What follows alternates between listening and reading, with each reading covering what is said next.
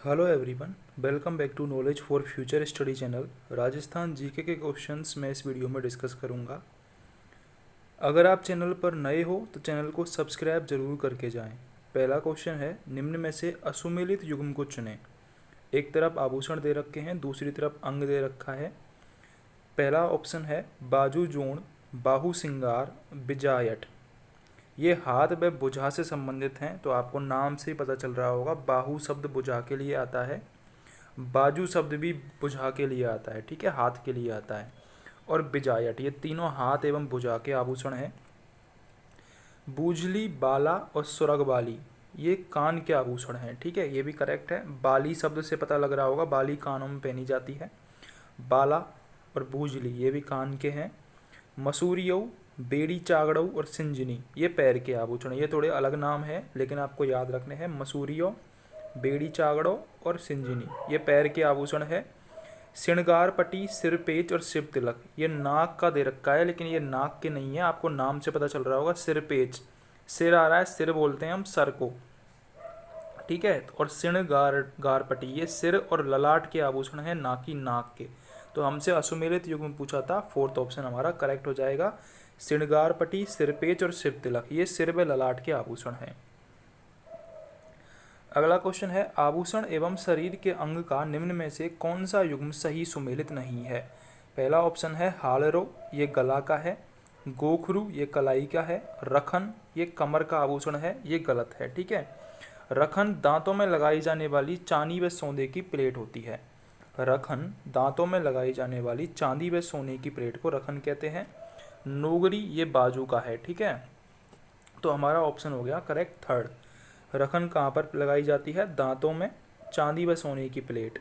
हालरो गले का आभूषण है, गोखरू कलाई का आभूषण है और नोगरी बाजू का आभूषण है।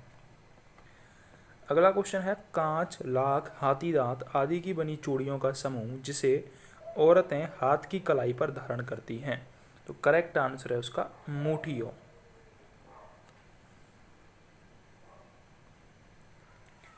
अगला है, स्त्रियों की बेणी में गुथा जाने वाला एक आभूषण। तो करेक्ट आंसर है उसका सेलडो।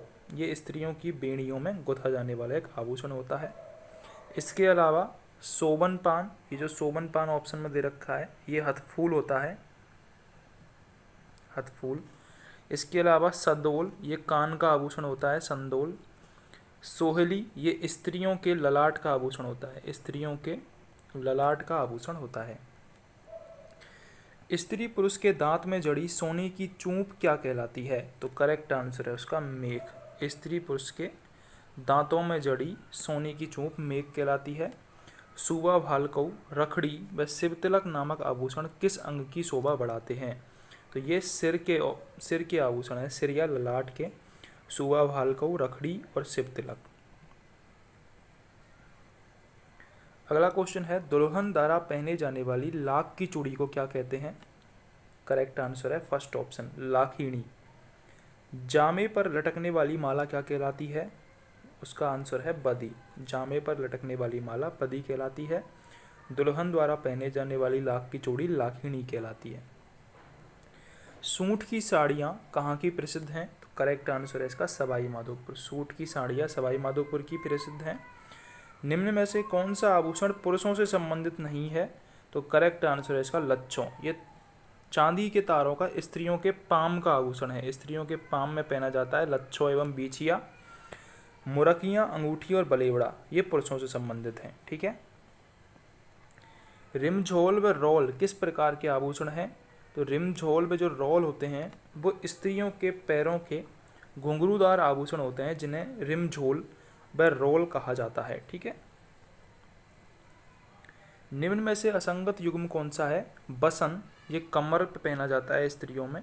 बेड़लो, कान में पहना जाता है स्त्रियों के। बेण, ये नाक में स्त्रियों के।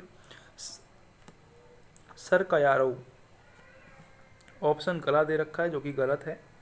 सरकरायो स्त्री के सिर पर पहने जाने वाला आभूषण है, ठीक है।